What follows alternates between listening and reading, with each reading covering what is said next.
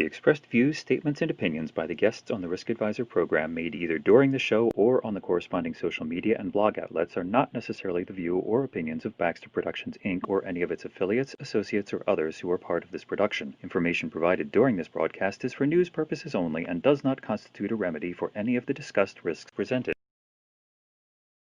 Did you ever wonder about the internet and medical diagnoses and the problems and issues that all of those things come up with? How's the web changed medical practice today? Well, that's today's topic on theriskadvisor.com.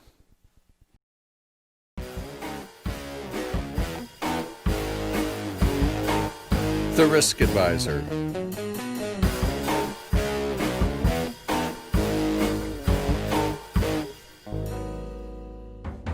You're listening to the Risk Advisor podcast.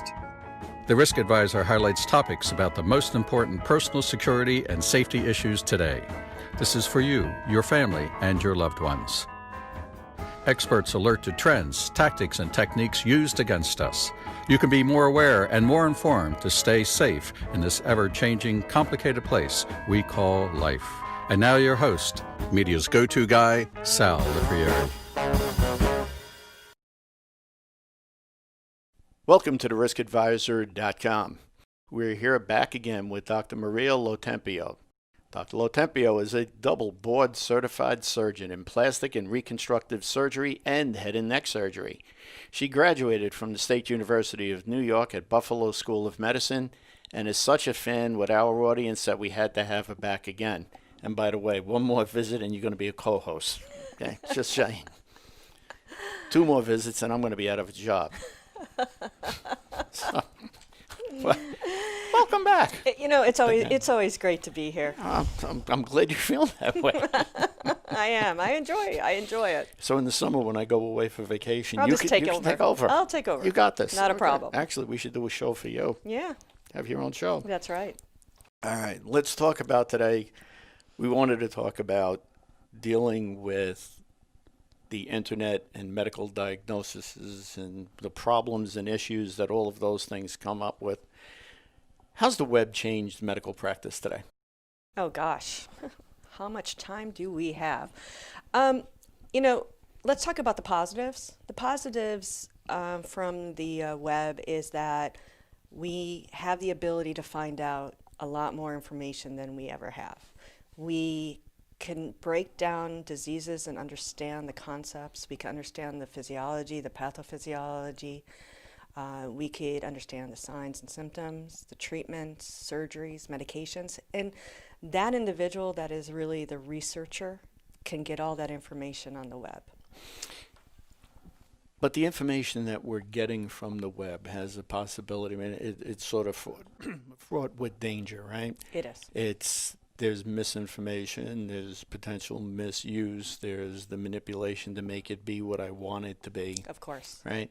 Talk to me a little bit about how some of the information can get sort of misinterpreted. Well, I think we have a tendency, not we, but when you look at an ailment, a disease process, we have a tendency to list in writing every possible scenario. And oftentimes that can really confuse the patient, or better yet, scare the patient, to the point where they will stop their medications, stop their treatments, decide not to go ahead with their surgeries. So sometimes the saying goes is ignorance is bliss. If they don't need to know the ins and outs, sometimes it's better off. As a physician, our job is to put people at ease. Our job is to understand what the main problems are with their disease states and the treatments. But when they go and they read every single solitary problem, it can cause a real conflict of interest. Do you find people using the web more for diagnosis or treatment? I think everything.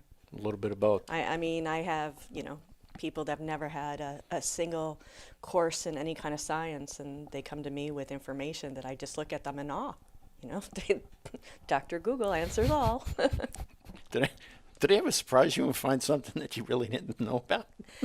It's not that I don't know about it. It's the fact that they actually picked up on it. My job is to know everything as much as I can. That's why medical school and training is a lengthy process. But for them to read it once or twice and pick up on some of the nuances, I find they're quite clever. Do they ever battle you on the treatment and say, well, no, the prescribed treatment, you tell them take this for whatever, and they come back and say, no, it's, but the prescribed treatment is supposed to be. Well, I don't get that often in the sense, especially here in the U.S. I've gotten a little bit more pushback when I've worked outside the country with other cultures. But here, generally, they may say, hey, I like this and that, why don't you do that? And my answers are usually researchable. And I give them the information, and once I give them that information, they seem quite fulfilled in the answer, and they're like, okay, I'll listen to you. Talking about outside the country, one of the things that has been written about the internet and the medical side of the internet is that it gives the opportunity to bring medical care to underserved areas. Right, and I think and again, when we talk about positive and negatives, and unfortunately I always tell patients there's always a pro and con for everything we decide and everything we take. But one of the pros with telemedicine and with the internet is people that are in these remote communities that don't have access to the cutting edge technology and treatment. The telemedicine actually will provide these physicians that are working in these environments with answers that they may not have at their fingertips. So I think many major medical universities here in New York City have a telemedicine program to underserved cultures, regions, countries, to be able to help those physicians in those areas. So it's quite wonderful. And it's also a resource for doctors. And generally that's what it is. I mean, it's really for doctor to doctor, nurse to nurse, pharmacist to pharmacist, to really kind of give that individual the support that they need, that they wouldn't have at a major university hospital. So telemedicine gives that support. So obviously anybody that has spent any time on social media or online and on the web winds up seeing all of these ads for, buying medications at, different pharmacies, and you can go across the country and there are all these different places that'll fill a prescription. Some will even have a doctor talk to you on the phone or do a FaceTime and then issue you the prescription, right? Is that problematic? I mean, in a prior episode, we talked about having the conversation with the pharmacist as being sort of the point person who recognizes all of the meds that you're really on and what you're taking and any of the over-the-counter stuff or vitamins and stuff. So as that person being sort of the point person, now all of a sudden you're introducing maybe 1, 2, 3 different pharmacies. Does that cause a problem? It does. I think the impetus for individuals to really reach out to these online pharmacies is a cost issue. If anyone can save a few dollars in today's times, why not? So the online pharmacies can offer that. However, though, when you start doing that and you start taking in a bunch of medications that are not under, in a sense, a single umbrella, your pharmacist or your doctor, then we're going to be encountering more risks, such as complications from the medications becoming ineffective because they're being taken with another medication. So if you were to entertain that idea, let your pharmacist know and let your physician know. And obviously, what you don't want to do is if you did wind up starting to get into interactions and becomes problematic, you don't want to keep it a secret, and you don't want to do your own diagnosis of it. Correct. Because problems just get worse and worse and worse. Correct. Okay, when we come back, we're going to talk about what hypochondria is and what question you should be asking. We'll be right back. Hi, my name is Dr. Maria LoTempio. I'm a plastic and reconstructive surgeon here in New York City with an office in the Middle East. I always knew I wanted to be a surgeon, even at age 6. But it wasn't until medical school that I knew what area of surgery I wanted to go into, and that was head and neck surgery. The anatomy was challenging, and I enjoyed every aspect of it. But during my residency as a head and neck surgeon, I realized that I also enjoyed the reconstruction and the aesthetics component. From there, I was able to learn how to take care of and perform surgery on all age groups, men, women, and children. Dr. LoTempio was very knowledgeable in procedure. She told me everything I need to know about aftercare, about the procedure, the expectations, and she was great. If you're looking for a change, come to our practice. Sit down, have a conversation, and let me see how I can help you. Welcome back to the Risk Advisors Show. We're here with Dr. Maria LoTempio, a board-certified New York-based plastic surgeon, and we want to talk a little bit about hypochondria. And I know when I brought this up to you, you looked at me and you went, "Really, hypochondria?" And it's got to be true because it was on the web. And I love that answer. It was on the web. Of course it's true. It's Of on the course, web. It's written on paper. Yes, of course it's true. If the web said it, it's got to be true. I'm not sure if it's in Webster's dictionary yet, but I'm sure it'll get there if it hasn't. Talk about, obviously you get patients that are hypochondriacs, right, that come in and that they think they have every disease known to man, right? Now you got somebody who's actually going online and doing the same thing. Talk about hypochondria, maybe not necessarily hypochondria. Well, I don't necessarily interact with those patients as often nowadays as a plastic surgeon. I more have the plastic surgery hypochondriacs, which is getting more and more procedures.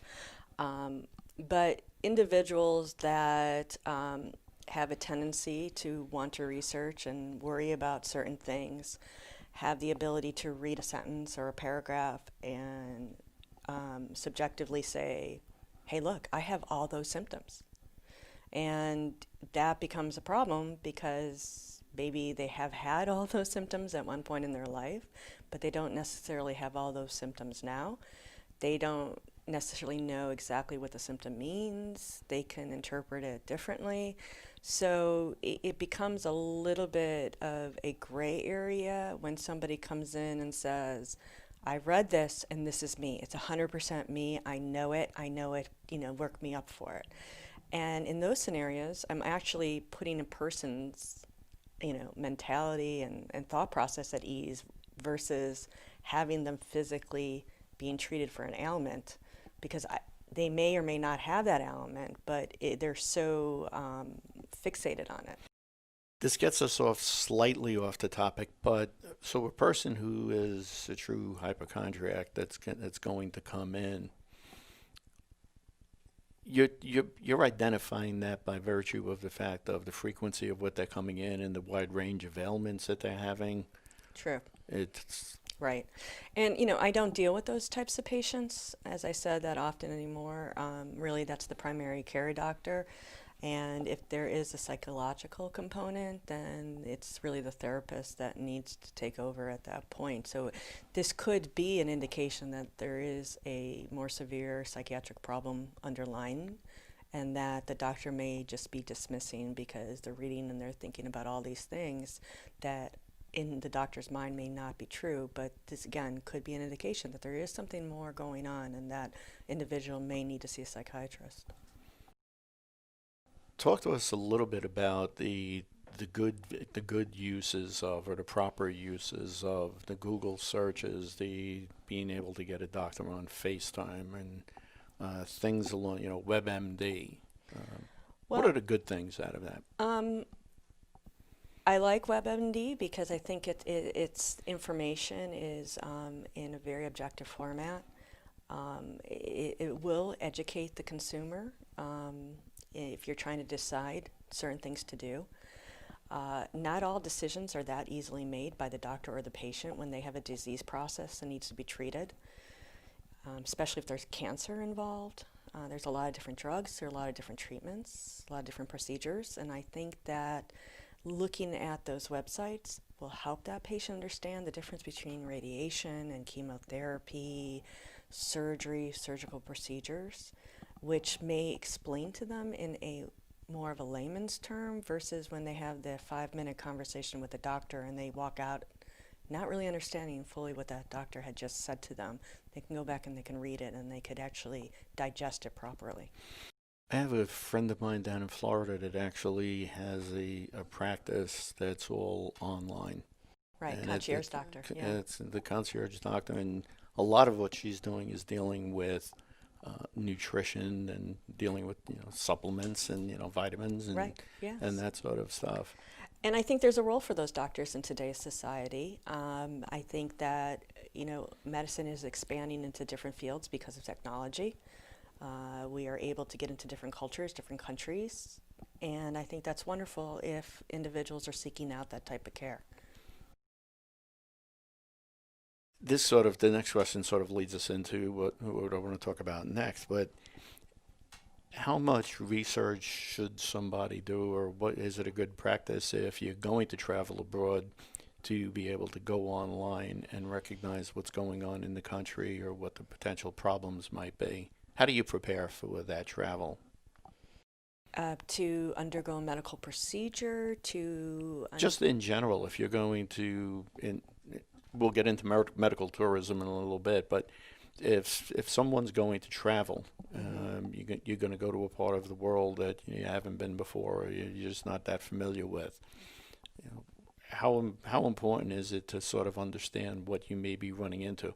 I guess the similarity that I'm making here is Mexico. Right. Right. You want to bring an antidiarrheal with you if you're going to Mexico. So I think it's important to understand the area that you're going into, what disease processes, infections are in those areas, and those are easily researchable on the internet. I think it's important that if you have prescription medication that you're on a regular basis, that you take enough. It's very important that you never put medication under the plane, always on the carry-on. And the diabetics, unfortunately, the needles need to go underneath the plane at times. But those are things, you always want your medications with you when you travel to a foreign country. On the off chance your medication's lost, destroyed, at least you have access to it directly. Let's say that actually does happen. Most hotels and resorts and places that are reputable will have a doctor that is associated with the hotel or the property, which is going to be your point person for you getting the medications that you need. Which is interesting because normally, we tell people on the security side, if you go into to a foreign country, and if there's an embassy or a consulate there, register with the State Department and let them know that you're there. Never realized that the hospital, that hotels would actually have doctors that, if you ran into those problems, that you could go to them and use that as a resource. Absolutely. The larger and more reputable chains do. Interesting. Especially in those countries such as Mexico, the Caribbean, India, Middle East, all over Europe. I mean, they all have doctors associated with these higher end properties or reputable chains. Interesting. Okay. When we come back, we want to talk about medical tourism. What is it and the possible dangers that exist? We'll be right back. Workplace violence, terrorism, identity theft, cyberbullying, and stalking. It's not a matter of if they will happen, it's a matter of when.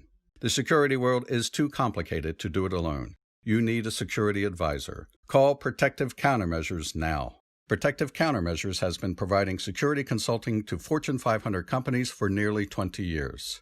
Call today. 914-576-8706. ProtectiveCountermeasures.com. You're watching The Risk Advisor, and we're back with Dr. Maria LoTempio talking about medical tourism, what it is, and the possible dangers that exist. So let's talk. We started talking about medical tourism before, and we're including it as somebody that has gone for a procedure, decided to go overseas to get the procedure done at a reduced cost, and some of those issues that'll pop up. You also have somebody who's over as it turns into medical tourism when they're involved in a car accident or injured in a way or wind up with some medical malady. So let's talk a little bit about, the sort of highlight the things that become problematic. So first and foremost, infection. Right. So, in the United States, infection is a big problem. And we have many criterias by which the hospitals, the ambulatory centers, surgeons, staff, all have to do to minimize infection. Even the patient has responsibilities to minimize infections. When you go abroad, those standards become abstract because we don't really know what their standards are. And because of that, individuals can be more susceptible to certain types of infections in those environments. Medication dangers. Some of the medications that you get overseas may not be made up as within the same compounds or same elements of in the medications that you're familiar with here. True.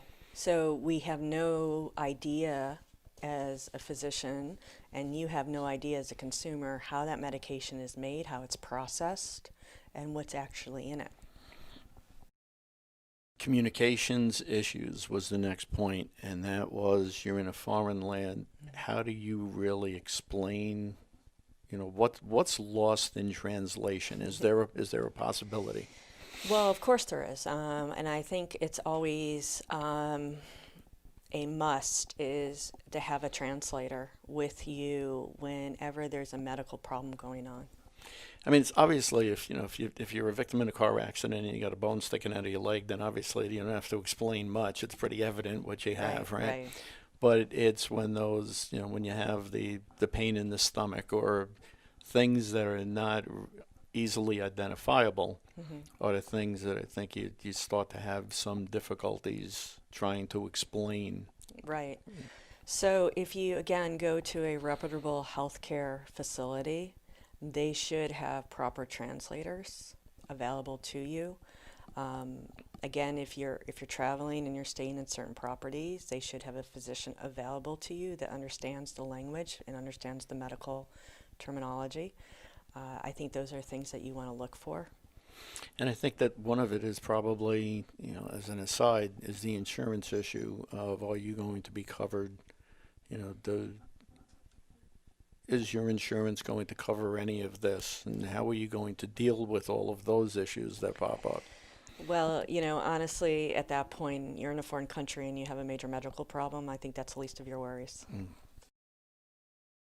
Blood supply issues. Let's talk about that. So, trauma, you're going to these great places, you're doing all these wonderful tours, you're doing these activities that you might not normally do. You may have an accident that results in a major trauma, and you may need blood. And one of the things that, as a consumer and as a patient, you should be fully aware of the type of blood that you're receiving, the lot number, the expiration of that particular blood.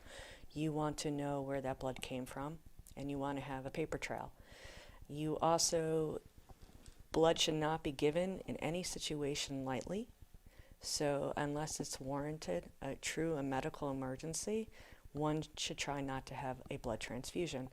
But by saying that statement, if a physician is saying to you, you need a transfusion, you also need to listen to that physician, regardless of what country you're in, because it probably is a life-threatening issue for that physician to say that to you. In the United States, and I'm assuming the American Red Cross who does the blood drives here, does all of that tracking and keeps all of the paper trail going. They do, but all the hospitals do. Every place in the United States, we can trace that blood back as far as it can go. We know when it was taken. We know the medical ailments that patient may or may not have. We know to the point where what time the blood was taken, how the blood was processed. All that information is available here in the U.S. But if you're in the middle of nowhere, and you're on a safari, or you're somewhere where you're just in the middle of nowhere, you're 2 to 3 hours away from a medical facility. Right.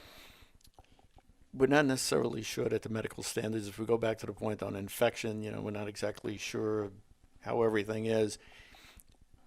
You run into that same problem, don't you, that they didn't keep the blood on ice for, for a period of time?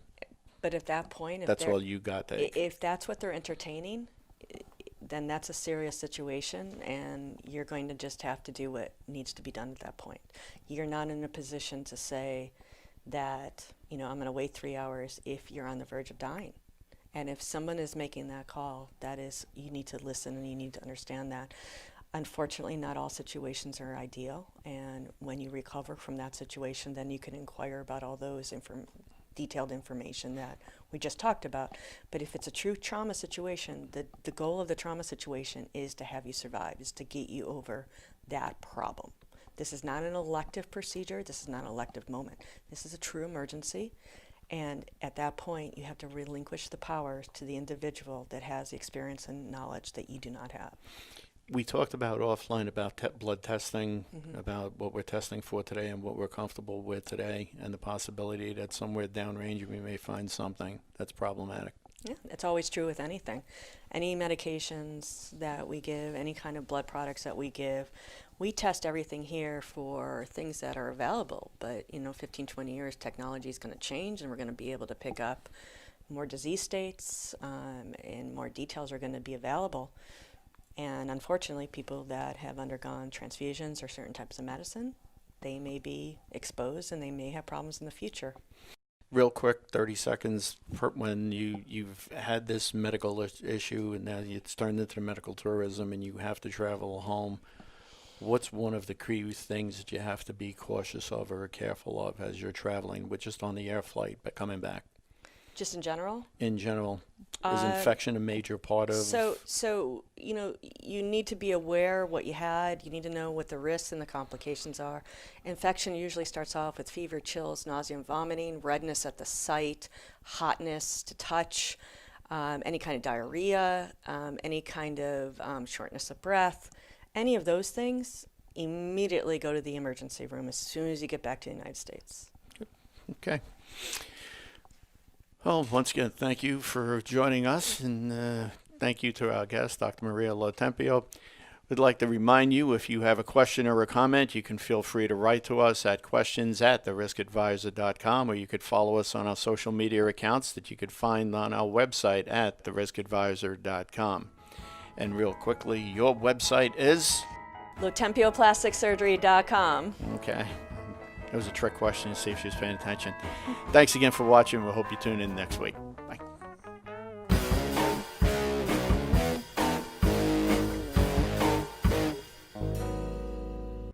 We hope you enjoyed this show. If you have any questions, would like to appear on the program, or recommend a guest, contact us at theriskadvisor.com. Follow us on Facebook, Twitter, Instagram, and LinkedIn. View and listen to us on iTunes, iHeartRadio, YouTube, and Roku TV. Tune in live on various local radio stations. Find links to all of these and listen to past shows at theriskadvisor.com. Thank you for listening, stay safe, and join us again next week for another episode of The Risk Advisor.